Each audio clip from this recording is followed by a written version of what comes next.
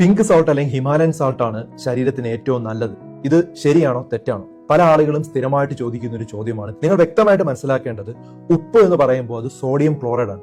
അതായത് സോഡിയം എന്ന് പറയുന്നത് നമ്മുടെ ശരീരത്തിൽ അമിതമായി കഴിഞ്ഞാൽ വെള്ളം കൂടുതൽ റിട്ടൻഷൻ ഉണ്ടാവും. ഉപ്പ് തിന്നുന്നവൻ വെള്ളം കുടിക്കുമെന്ന് പറയില്ലേ, അത് തന്നെയാണ്. നമ്മുടെ ശരീരത്തിൽ ധാരാളം ഉപ്പുണ്ടെങ്കിൽ അവിടെ ബ്ലഡിന്റെ വോളിയവും കൂടും. അതായത് അവിടെ വാട്ടർ അബ്സോർപ്ഷൻ കൂടുകയും വെസൽസിൽ കൂടുതൽ ബ്ലഡ് വരികയും ചെയ്യും. അങ്ങനെ വന്നു കഴിഞ്ഞാൽ എന്താ സംഭവിക്കുന്നത് പറഞ്ഞാൽ രക്തധമനികളിൽ പ്രഷർ കൂടും. അപ്പൊ അമിത രക്തസമ്മർദ്ദത്തിലോട്ട് പോകും. അമിത രക്തസമ്മർദ്ദം കണ്ടിന്യൂസ് ആയിട്ട് കുറെ ദിവസം നിന്ന് കഴിഞ്ഞാൽ എന്ത് പറ്റും?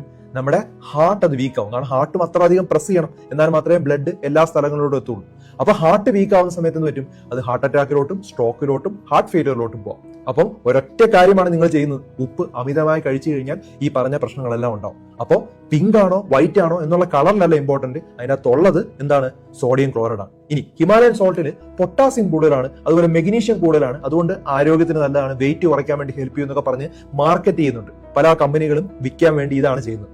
ശരിക്കും അത് തെറ്റായിട്ടുള്ള ഒരു കാര്യമാണ്. നമ്മുടെ ഹിമാലയൻ സോൾട്ടിലും പിങ്ക് സോൾട്ടിലും ഉള്ള പൊട്ടാസ്യം എന്ന് പറഞ്ഞാൽ 0.2 മില്ലിഗ്രാം പൊട്ടാസ്യമാണ്. ഒരു പഴത്തിൽ നിന്ന് നമുക്ക് കിട്ടുന്നത് 400 മില്ലിഗ്രാം പൊട്ടാസ്യമാണ്. അപ്പം നമുക്ക് അത്രയും പൊട്ടാസ്യം നമുക്ക് കിട്ടണമെങ്കിൽ ഏകദേശം 2000 ടീസ്പൂൺ ഉപ്പ് കഴിക്കണം. അതൊരിക്കലും ആർക്കും ചെയ്യാൻ പറ്റില്ല.